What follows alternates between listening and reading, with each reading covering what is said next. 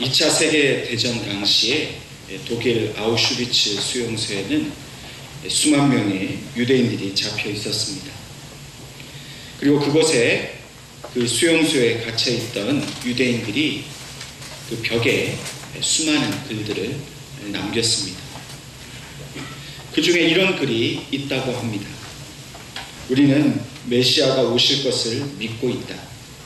단지 그의 오심이 늦어지고 있을 뿐이다.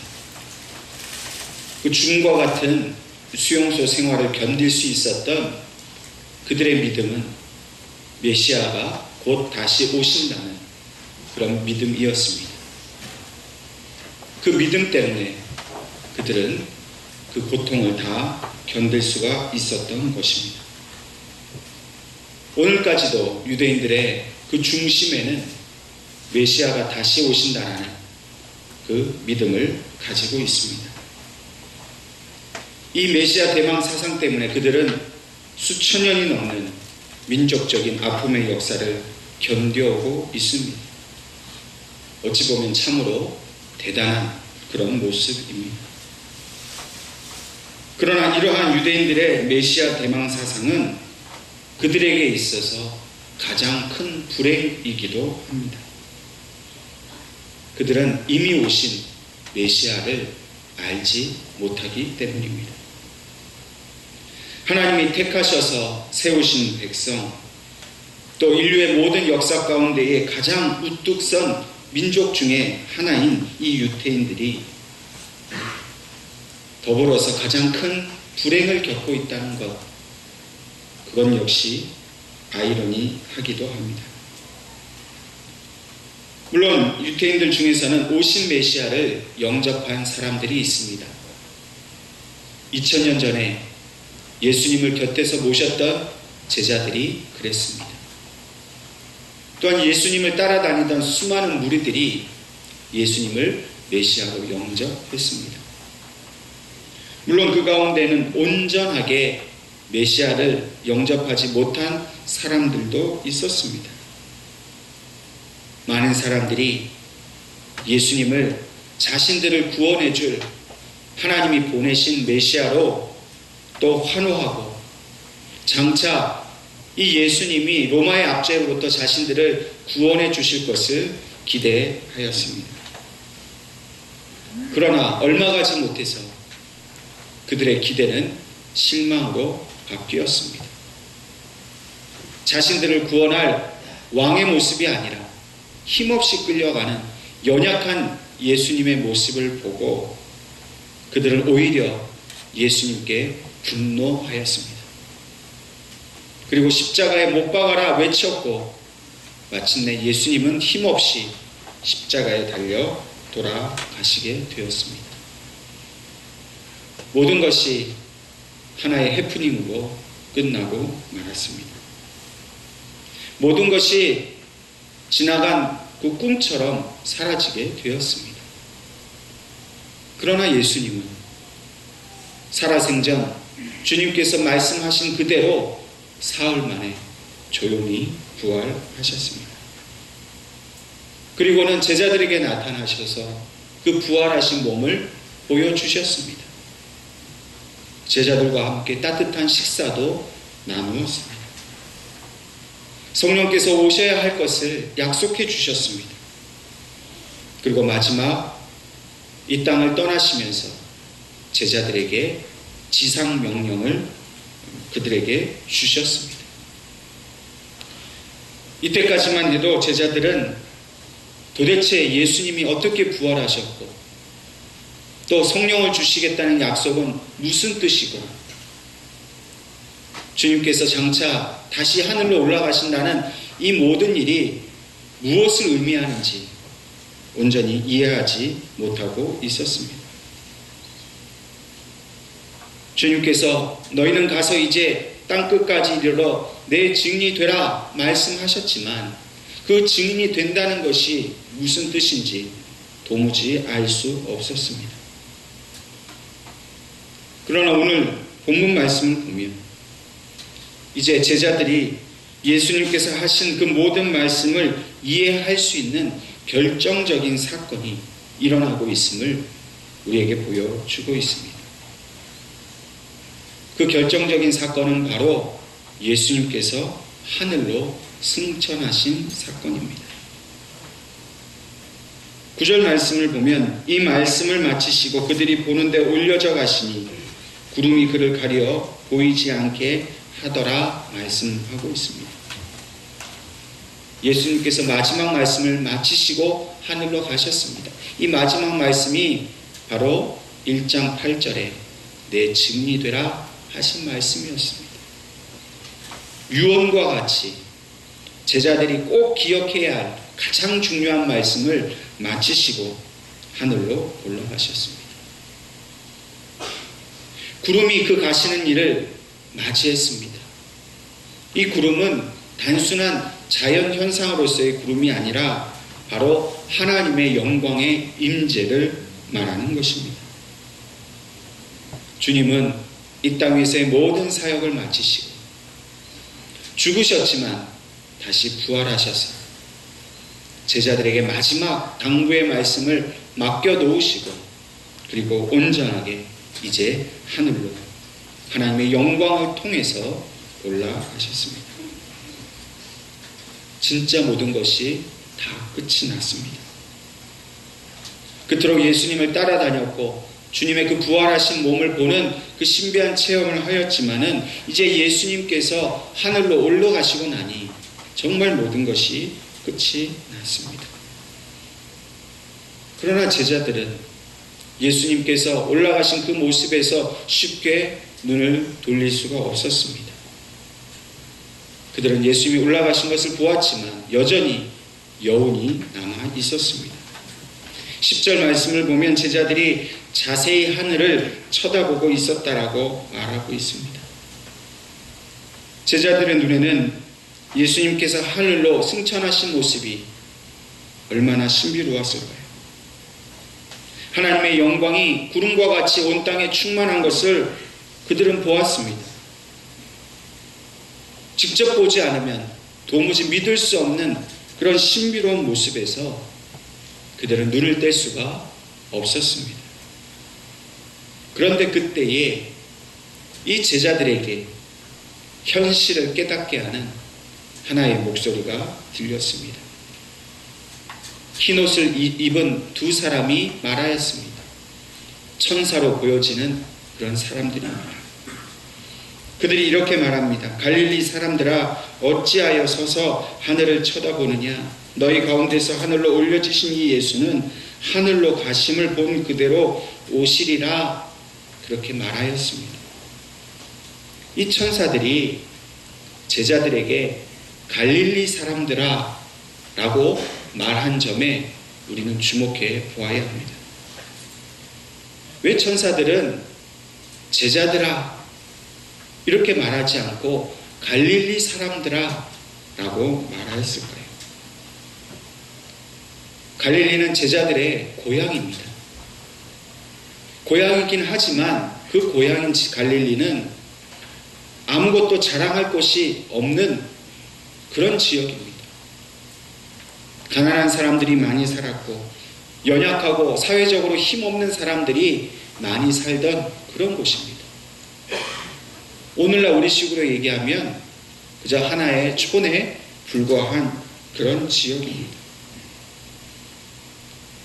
천사들은 이 제자들을 갈릴리 사람들아 라고 부르면서 너희가 별 볼 일 없는 그런 곳에 사는 사람들 아니냐 이렇게 말하는 것입니다. 더 깊이 설명을 하자면 제자들이 주님의 그 죽으심과 부활하심과 승천하심을 그냥 아무 생각 없이 하늘만 바라보고 신기한 구경하듯이 구경만 하고 서 있으면 그저 평범한 갈릴리 사람에 지나지 않다는 것입니다. 제자들은 마치 한 편의 영화가 끝난 것처럼 한 편의 드라마가 끝난 것처럼 아쉬움과 여운에 빠져 있었습니다. 만약 그들이 그렇게 그 장면에만 빠져 있다면 그들은 아무것도 아닙니다. 더 이상 예수님의 제자도 아니고 부활을 증거하는 증인도 아닙니다. 그저 다시 자신들의 고향인 갈릴리로 돌아가서 남은 인생을 예전과 같이 평범하고 가난한 그 갈릴리 사람으로서 일생을 마감하는 일밖에는 남지 않았습니다. 천사들이 제자들을 갈릴리 사람아라고 부른 것은 너희가 다시 갈릴리로 돌아가서 예수님을 만나기 이전에 그런 평범한 삶으로 돌아가서는 안 된다는 것을 말하는 것입니다. 그들에게는 진정한 변화가 필요했습니다. 사실 그들이 3년 동안 예수님을 따라다녔지만 그들이 변화된 것은 아무것도 없었습니다. 그저 따라다녔을 뿐입니다. 그저 예수님의 제자로 부르심을 받고 예수님의 잠자리를 마련해 드리고 예수님의 먹을 것을 찾아서 드시도록 도왔을 뿐입니다.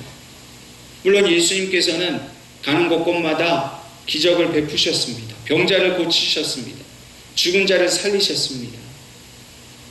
제자들은 그 가운데에 그 수많은 군중과 같이 예수님이 하시는 일을 지켜보기만 했을 뿐이지 예수님이 제자가 되었다고 해서 그들이 어떤 구체적인 능력이 생겼거나 변화된 모습을 결코 우리는 찾아볼 수가 없습니다. 이렇게 예수님을 3년 동안 그냥 따라만 다녔는데 심지어는 예수님의 죽음 앞에서 모두 다 예수님을 버려두고 도망하는 그런 배신자의 모습을 보였을 뿐입니다. 이제 예수님께서 부활하신 몸으로 승천하시고 나니 더더욱 이제는 할 일이 제자들에게 없는 것입니다. 제자들에게 남은 일이라고는 이제 다시 갈릴리로 돌아가서 예전처럼 어부로서 그냥 평범한 삶을 먹고 마시는 일에 집중해서 살아가는 그런 삶을 사는 것만 남아 있습니다. 여러분 허무하지 않습니까? 3년이나 주님과 함께 살았습니다. 하나님의 아들로서 보여주신 수많은 이적과 기적을 보았습니다. 그분의 생명을 느꼈고 그분을 통해서 하나님을 알게 된 제자들이었습니다. 그러나 그들에게는 아무런 변화가 없었고 그저 예수님과의 모든 삶은 한낱 추억으로 끝나게 되었습니다.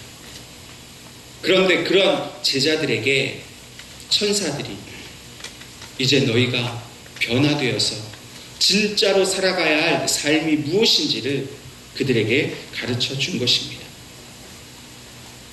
이 예수는 하늘로 가심을 본 그대로 오시리라.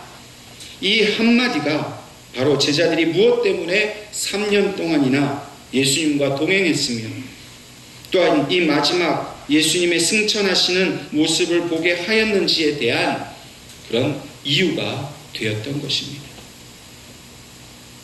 제자들의 진정한 사명은 예수님을 따라다니면서 보좌하는 일이 아니었습니다. 제자들의 진정한 사명은 바로 하늘로부터 하나님의 영광 가운데서 다시 이 땅에 오실 예수님을 맞을 준비를 하는 일입니다.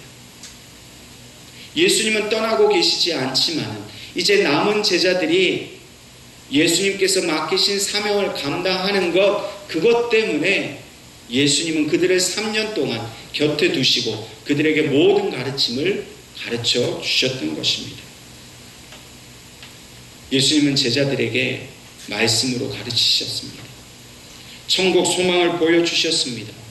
가난한 자들과 함께 하셨고 죄인들과 함께 하셨습니다. 병든 자를 보면 고쳐주셨습니다. 모든 생명을 그들에게 주셨습니다. 그런데 이 모든 일은 다시 오실 예수님께서 진짜로 이 땅 위에서 행하실 일의 예고편이었습니다. 예수님께서 다시 오시면 이 땅에서 하셨던 그 모든 일을 진짜 우리에게 다시 베풀어 주신다는 겁니다. 마지막 날에 주님께서 이 땅에 오시면 심판이 있을 것입니다. 그때에 예수님께서 마귀와 사단을 내쫓으신 것처럼 우리 앞에서 악한 세력들을 심판하신다는 겁니다. 병들고 가난하게 이 땅 위에서 우리가 고난을 참고 믿음으로 견디면 주님께서 다시 오셔서 그 상하고 깨어진 우리의 심령을 위로해 주시고 우리의 모든 아픔을 치유해 주시고 우리에게 약속하신 영원한 생명을 진짜 얻게 하셔서 주님과 함께 하늘나라로 갈 수 있도록 우리를 인도하신다는 겁니다.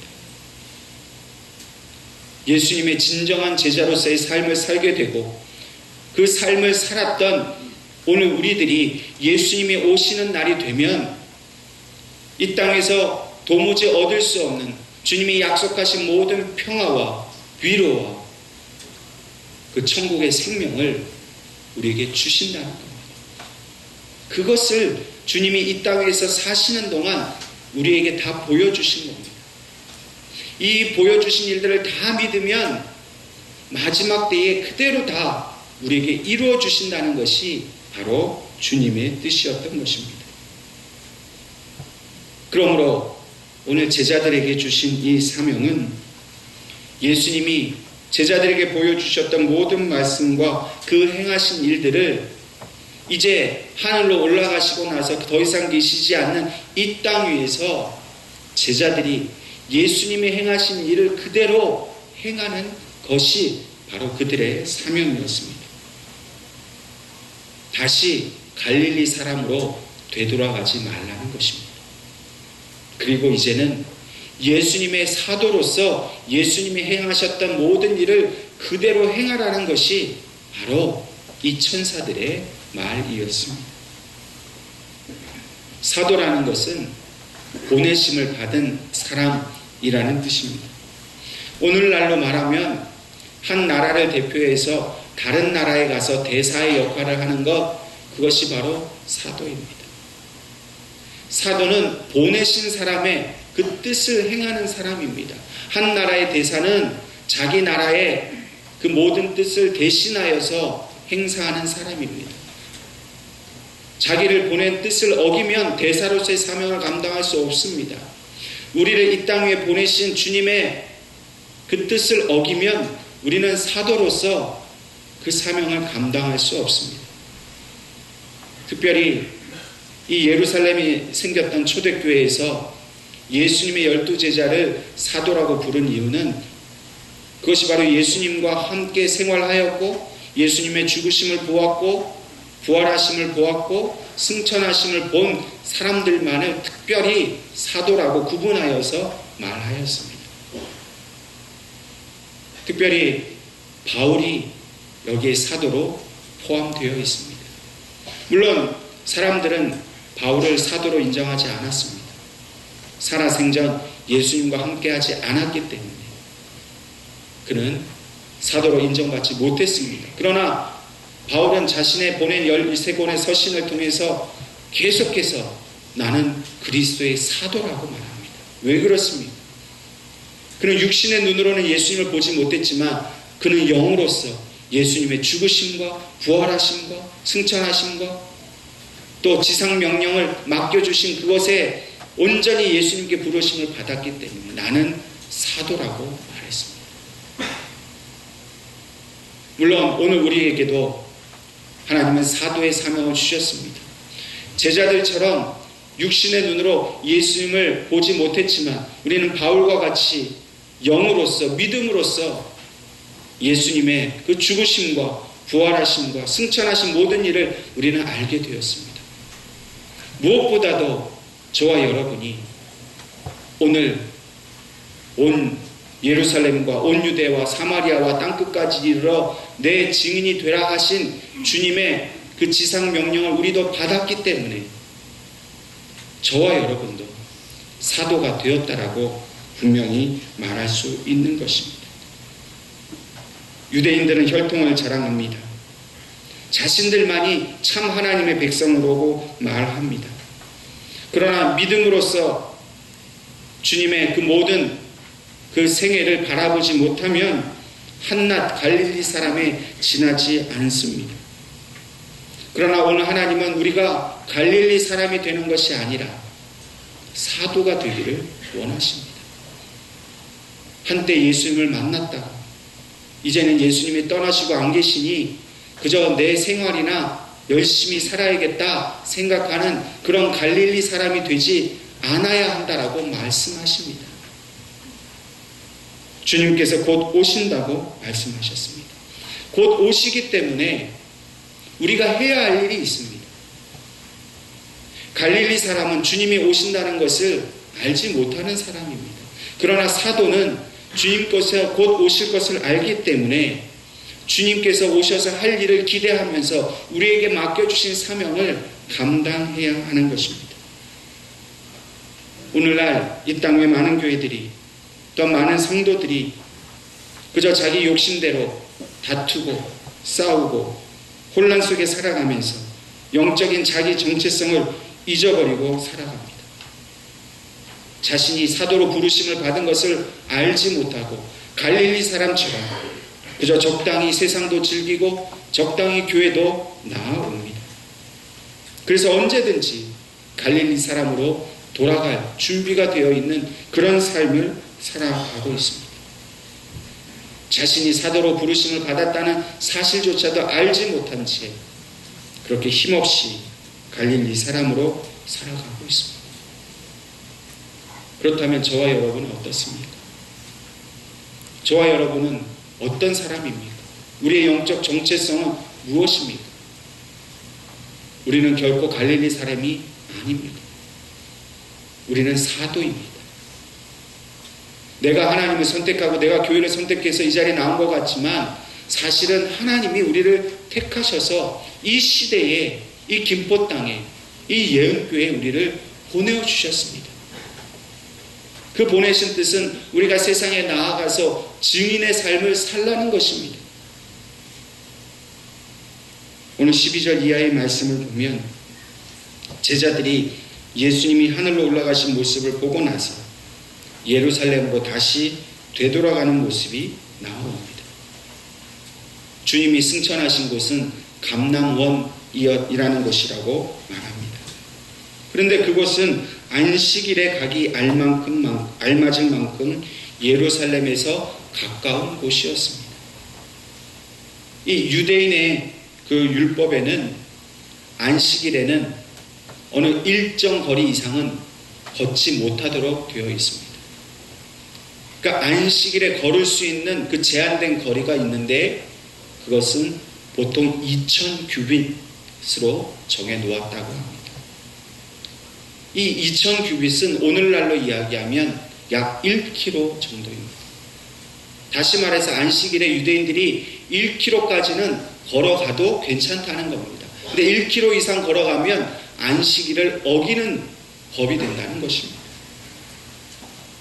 오늘 우리 걸음으로 이 1km는 한 10분 정도면 걸을 수 있는 거리입니다. 어떻게 보면 매우 짧은 거리입니다.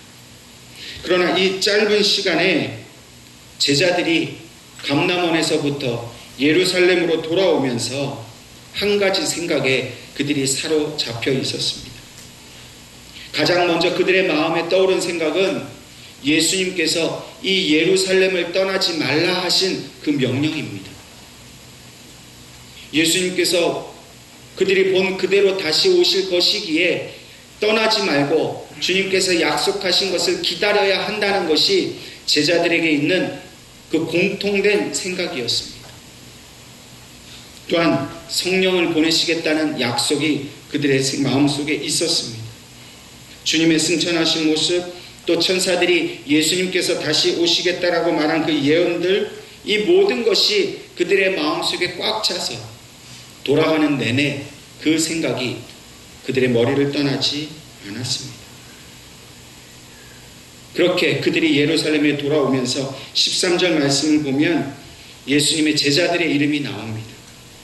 그리고 이들이 모두 한 사람도 빠짐없이 다락방에 올라갔다라고 기록하고 있습니다. 아마도 이 다락방은 예수님과 제자들이 마지막으로 최후의 만찬을 즐겼던 그 다락방으로 보여집니다. 그리고 14절 말씀을 보면 여자와 예수의 어머니 마리아와 예수의 아우들과 함께 제자들이 다락방에 모였습니다. 그리고 그곳에서 한 일이 무엇이었습니까? 마음을 같이하여 오로지 기도에만 힘썼더라 말하고 있습니다. 한 사람도 나는 다시 갈릴리로 돌아가겠다라고 하지 않았습니다. 예수님께서 행하신 그 마지막 지상 명령이 있었기 때문에 그 약속을 기억하고 기도하기 위해서 그들은 모두 다 다락방에 모였습니다. 물론 갈릴리 사람으로 돌아가고 싶어하는 그런 유혹이 있습니다. 위기가 있었습니다. 평범한 본래의 삶으로 돌아가는 그런 일이었지만은 그러나 결코 돌아가서는 안 되는 길이었습니다. 그래서 제자들은 표면적으로는 더 위험해 보이는 예수님을 따라가는 길을 선택하여서 갈릴리로 가는 그 편한 길을 버리고 예수님께서 주신 사명, 다시 말해서 사도로서의 삶을 살아가는 그 길을 그들은 선택을 하였습니다. 왜 이들은 갈릴리 사람의 삶을 버리고 사도의 길을 선택했을까요? 예수님의 그 승천하신 모습, 그리고 다시 오신다는 그 약속의 말씀을 듣고 그제서야 그들은 복음을 이해했기 때문입니다. 이제는 다시 오실 예수님을 증거해야 하는 그 복음의 증인의 삶을 살아야 한다는 것을 그들이 깨달았기 때문입니다. 주님께서 땅끝까지 이르러 내 증인이 되라, 순교자가 되라 하신 말씀을 그들이 비로소 이해했기 때문입니다. 그랬기 때문에 그들은 흩어지지 않았습니다. 주님과 마지막 시간을 함께했던 그 다락방으로 다시 모여서 이제 맡겨주실 그 사명을 기대하며 그곳에서 준비하였습니다. 그 준비가 바로 오로지 기도에 힘쓰는 일이었습니다.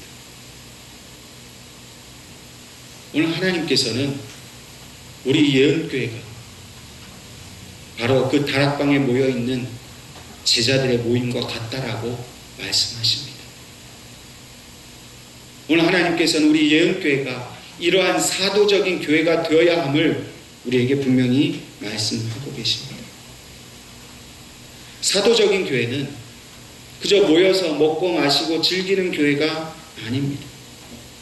사도적인 교회는 믿음으로 예수님의 죽으심과 부활하심과 승천하심을 보고 들은 그 모든 믿음의 사람들이 이제 주님께서 다시 오실 것을 기다리면서 우리에게 맡겨주신 복음을 전하는 일을 사명으로 감당하는 그런 교회가 바로 사도적인 교회입니다. 오늘 저와 여러분은 분명히 하나님께로부터 사도로 부름을 받았습니다. 그러면 저와 여러분이 오늘 제자들이 한 것처럼 마음을 같이하여 오로지 기도에 힘써야 합니다. 우리의 기도가 주님 앞에 드려지는 그런 주님께 합당한 기도가 되어야 한다는 것입니다. 물론 우리들은 다 기도합니다. 때로 우리에게 물질을 달라고, 건강을 달라고, 또 우리의 문제를 해결해 달라고 기도합니다. 이런 간구의 기도가 기도의 일부이긴 하지만 이러한 기도만 드려서는 사도적인 기도가 될 수 없습니다. 예수님께서 병자를 낫게 하시기 위해 기도하셨습니다. 오병이어를 5,000명에게 먹이실 때에도 기도하셨습니다. 마지막 고난을 받기 전 겟세마네 동산에서 눈물로 기도하셨을 때 그 기도는 고난의 잔을 피하게 해달라는 기도였습니다. 그러나 그 인간들을 위해서 내 뜻대로 마시고 오직 아버지의 뜻대로 해달라는 헌신의 기도를 드렸습니다. 오늘 저와 여러분은 어떤 기도를 드립니까? 우리의 기도를 점검해 보아야 합니다.